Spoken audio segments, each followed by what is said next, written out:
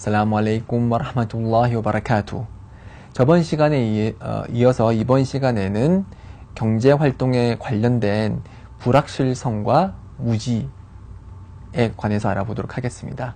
이 경제활동은 기본적으로 허락이 되는 것이지만 그 경제활동의 불확실성, 아랍어로는 거라르라고 하는데요. 이런 불확실성이나 무지, 자헬, 아랍어로는 자헬이라고 합니다. 이런 거라르나 자헬이 있을 경우에는 그러한 경제활동이 허락되지 않습니다.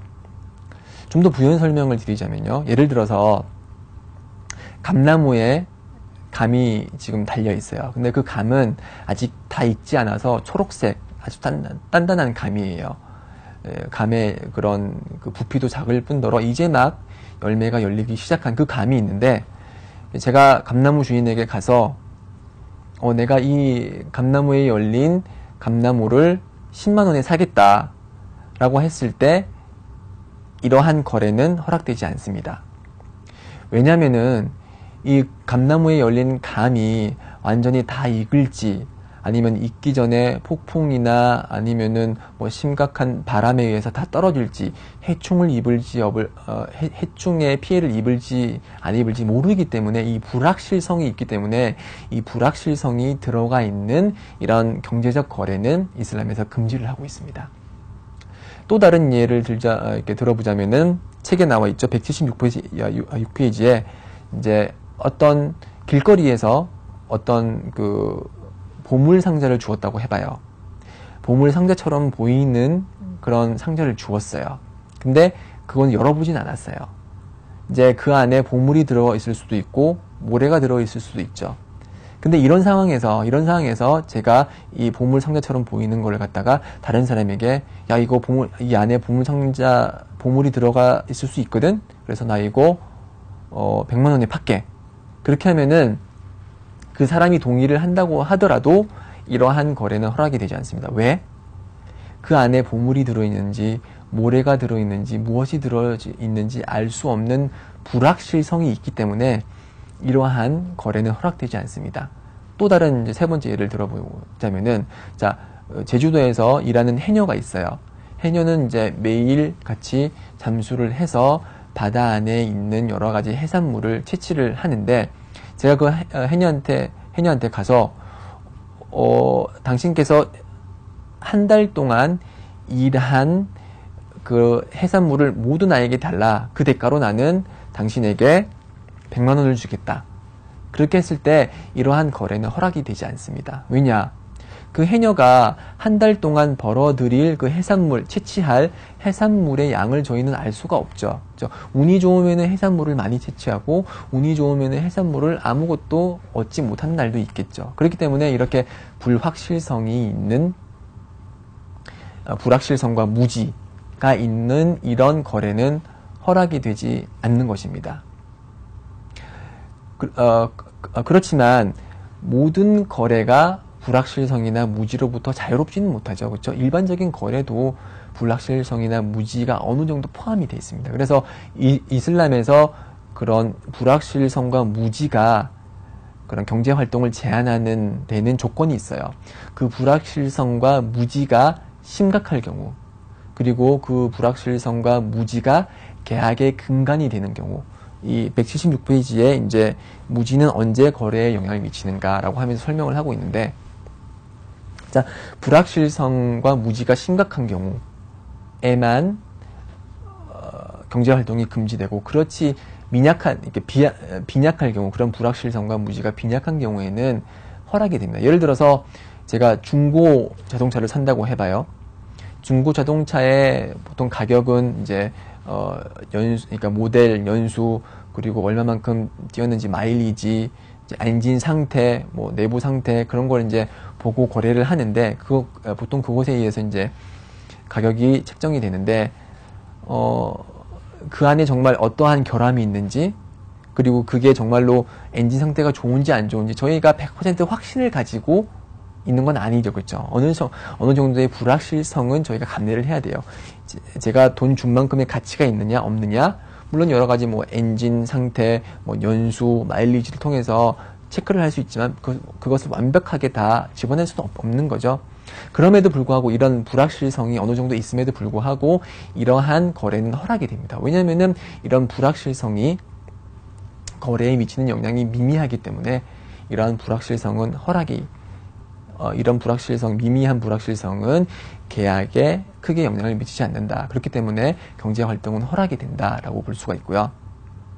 그리고 이제 그런 불확실성과 무지가 계약의 근간이 돼야 된다는 거예요. 만약에 그러한 불확실성과 무지가 계약의 근간이 아니고 따라오는 부수적인 속성일 때는 그러한 경제 활동이 금지되지 않습니다. 예를 들어서 새끼를 베고 있는 어미소가 있다고 해봐요. 그래서 그 주인에게 가서 저기 베고 있는 어미의 그 새끼를 내가 100만 원에 사겠다라고 했을 때 이런 거래는 허락이 되지 않아요. 왜냐면은 그 어미의 뱃속에 있는 그 새끼가 태어날지 안 태어날지, 태어났을 때 상태가 아픈지 안 아픈지 저희가 알 수 없기 때문에 그러한 거래는 금지됩니다. 그리고 그러한 계약은 불확실성이 근간이 되는 계약이기 때문에 허락이 되지 않아요. 그렇지만 일반적인 암소의 가격이 100만 원인데 새끼를 벤 암소는 120만 원에 판다고 했을 때 그 120만 원의 거래는 허락이 됩니다. 왜냐하면은 저희가 거래를 하는 것은 암소인 거지 암소의 뱃속에 있는 새끼가 아니거든요. 새끼는 부수적으로 따라오는 계약의 근간의 부수물이기 때문에 그 부수물에 의해서 약간의 가격 변동이 있다고 해서 그 거래 자체가 금지되는 것은 아닙니다. 자, 그래서 불확실성과 무지가 있다고 하더라도 그것이 정도가 심하지 않을 때, 그리고 그것이 계약의 근간이 아닐 때는 그러한 경제적 행위는 허락이 되는 것입니다. 자, 이처럼 불확실성과 무지가 있을 때는 저희가 거래가 금지된다고 할 수가 있고요. 또 다른 이제 금지되는 행위는 부당함과 불법적인 재산 취득입니다. 예를 들어서 부당함이라고 하는 것은 다른 사람을 속이는 거예요. 그래서 예언자 시절에 이제 예언자께서 시장을 거닐다가 곡물도미를 파는 사람을 봤어요. 그래서 곡물도미가 쌓여져 있었는데 예언자께서 그 밑에 손을 넣어 보니까 그 곡물이 젖어 있었어요. 그래서 비로 인해서 젖어 있었는데 그 곡물을 파는 사람은 그것을 보이지 않기 위해서 위에는 건조한 곡물을 넣고 밑에는 비가 젖어 있는 그런 곡물을 넣었어요. 그래서 예언자께서 말씀하시기를 이렇게 속이는 것은 허락이 되지 않는다. 우리를 기만하는 자는 우리 구성원의 일부가 아니다 라고 말씀을 하셨거든요. 그래서 저희들이 거래를 할 때는 정직해야 돼요. 그래서 저희가 거래의 대상이 되는 어떤 물품의 하자가 있을 때는 반드시 그 하자를 설명을 해줘야 돼요. 그 하자를 설명하지 않았을 때는 저희들이 기만을 한 행위가 되고 그 기만한 행위는 저희들에게 죄악으로 돌아옵니다. 그렇기 때문에 거래에 있을 때는 항상 정직해야 되는 거죠. 그리고 정직해야 되기 때문에 실정법을 교묘히 위반해 가면서 거래를 하는 행위는 허락이 되지 않습니다. 한국에서 실정법상으로 정해놓은 그런 법을 어겨가면서 거래를 하는 것은 무슬림의 자세가 아닙니다.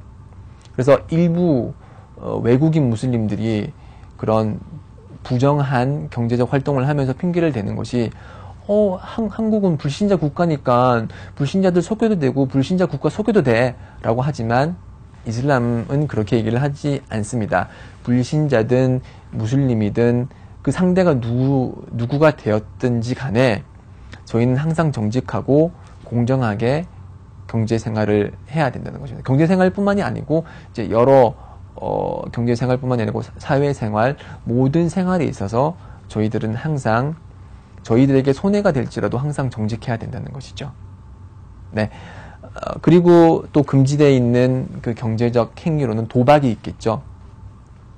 도박은 경제적 행위라고 보기는 힘들고 지금은 이제 레저로 이제 보통 자리 잡았는데 어떠한 종류의 도박도 금지됩니다. 이슬람에서는. 왜 금지되냐? 그 안에는 불확실성과 무지가 있기 때문에. 자, 도박의 이제 가장 커다란 속성이 뭐죠? 자기가 낸 돈만큼 판돈이 커지고 운이 좋으면은 그 판돈을 다 가지고 운이 나쁘면은 아무것도 얻지 못하는 거죠. 운에 맡겨지는 그런 경제적 이득이 있는 것이 도박이기 때문에, 예를 들어서 이제 돈 내고 돈 먹기라는 뭐 빠찡코라든지 아니면 카지노, 아니면은 인터넷상에서 이제 이게 할 수 있는 인터넷 도박, 실제로 이제 돈이 왔다 갔다 하는 그런 도박, 스포츠 도박 있죠. 오늘 이제 경기가 있을 두산과 삼성에서 삼성이 이긴다는 조건으로 내가 얼마를 걸고 그게 이제 맞으면은 얼마를 갖는다라는 스포츠 도박, 특히 이제 승마 같은 그러한 도박은 이슬람에서 허락이 되지 않습니다.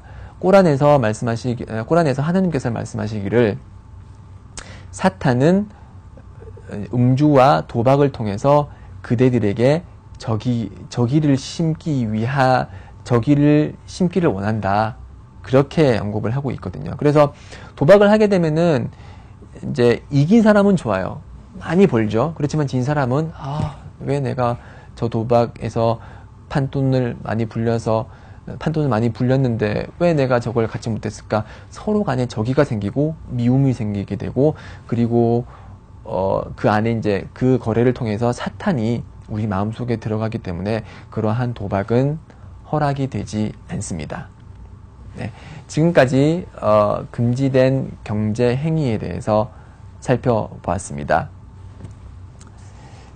자, 다음 강의에서는 이제 이슬람에서 바라보는 경제적 행위에 있어서 저희가 갖추어야 될 성품에 대해서 알아보는 시간을 갖도록 하겠습니다.